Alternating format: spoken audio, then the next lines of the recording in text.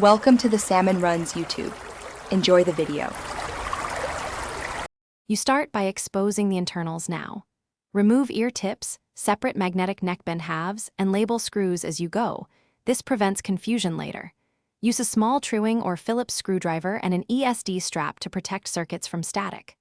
Once done, clear a flat workspace and keep a parts tray nearby so tiny screws don't disappear. Photograph the housing and cable routing before further disassembly, because when you reassemble, those reference photos save time and prevent wiring mistakes. Next, pry the shell open along the seam, use a plastic pick and gentle, even pressure to avoid snapping tabs. Once open, identify the battery, charging flex/port, Bluetooth module, and driver connections. Inspect solder joints and flex cables for tears or lifted pads. These are common failure points. If you see corrosion, gently clean with isopropyl alcohol and a soft brush. If a flex is torn, plan for a replacement. Make sure to note connector orientation before disconnecting anything. Now perform repairs.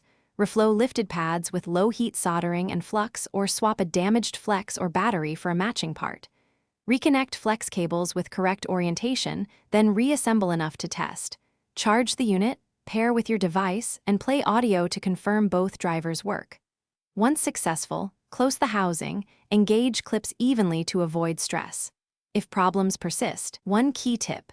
If audio drops or only one side works after reassembly, recheck solder joints.